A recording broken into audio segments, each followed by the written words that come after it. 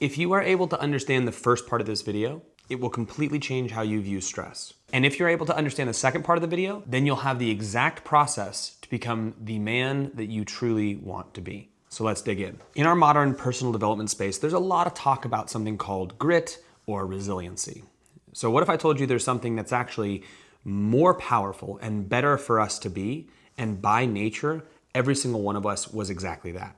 Well, there is. It's a term called anti-fragility. This is something that was brought about by a guy named Nassim Taleb. And what he did was classify systems in one of three categories. One of those categories was fragile. Fragile means breakable. Think of something like a glass that were to fall on the ground, or anything that if you put pressure on it, it shatters and cannot be put back together. That is a fragile system.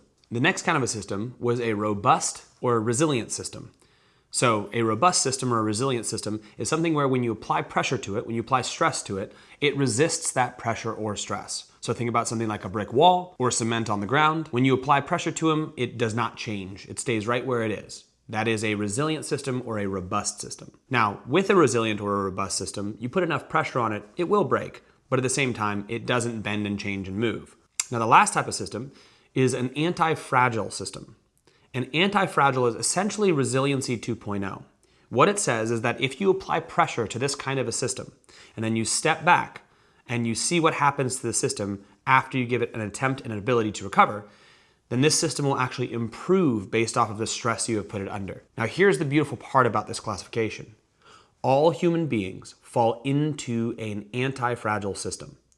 We can see this both physiologically and psychologically. And if we start to understand this, we can really apply a very simple formula to eliciting any change that we want, whether it be in our body or whether it be in our mind. Let's just give a few examples of how the human body works like this. A pretty easy one to understand is strength training or muscular training or training in general. What you do with training in a very basic level is you stress a system. Stress means pressure or something that is outside the normal. And outside normal will be different from person to person. So if you take somebody who's an elite level athlete, say an Olympic sprinter, and you have them go do some runs, their runs will need to be faster in order for them to be stressful. If you take somebody who's been sitting on the couch for a long time and they get off the couch and they go for a run, they can do a very slow run or even a walk, and that will be stressful for their system in a way that's going to cause a change or an adaptation. This is the basics of training in general. What you do is you stress a system, whether it be a muscle or an energy system like our lungs or a metabolic system, whatever it is, you put pressure on it in a way, and then the body responds to that pressure by becoming better than it previously was. This is the fundamental framework for all of training. In essence, every single training style is trying to put pressure on you in a different way because they're wanting you to change via this pressure. That's physiologically.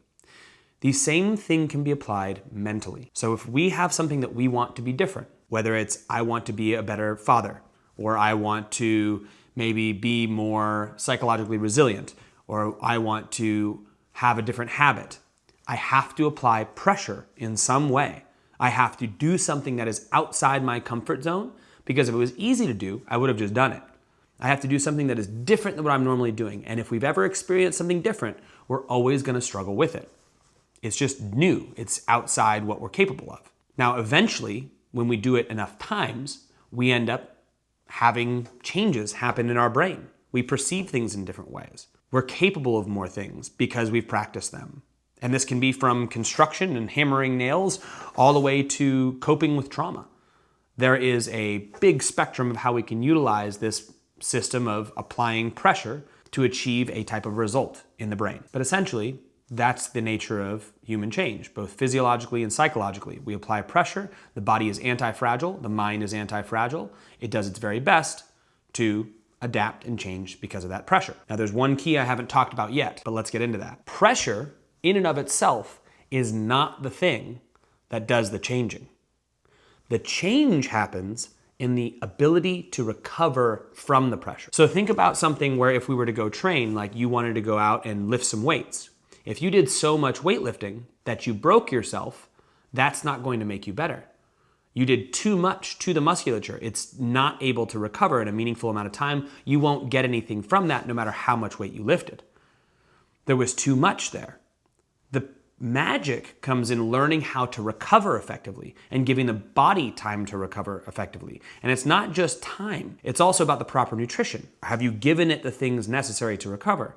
Have you given it the proper space? Have you stretched it out and moved it and allowed the proper blood flow? Have you done all that's necessary to stress it on one end and let it recover on the other? We can see this very easily in the training space of physicality, but let's look at it more on the mental side. When it comes to changing the mind, we can't just apply pressure. If we're under constant pressure, that doesn't mean we're necessarily going to be better.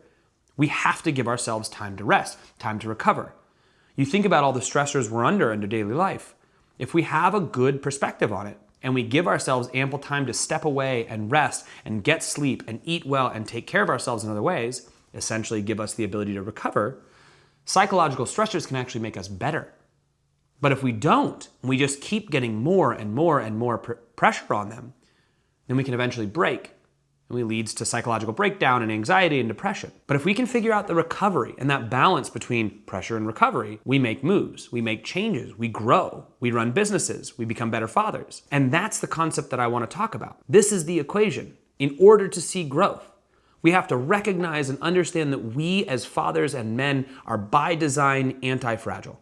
You apply pressure to us, we're going to change, but only if we allow ourselves to recover. So pressure, stress, plus recovery equals growth. That's the key. That's the metric. That's what we're looking for. When we do that, we can see change anywhere. Pick a place. Hey, I want to yell less. Well, what do I need? I need pressure. I need a situation where I'm gonna yell. That's pressure. And then I need to figure out a tool in that moment to pause and give myself an ability to process it and try something new and recover and then do that again.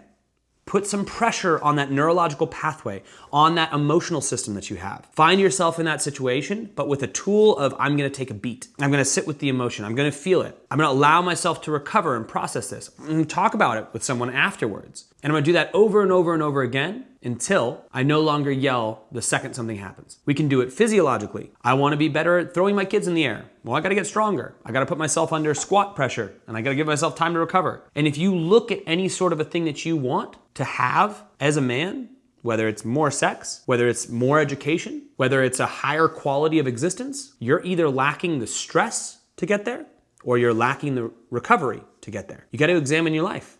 Am I lacking recovery or am I lacking the stress?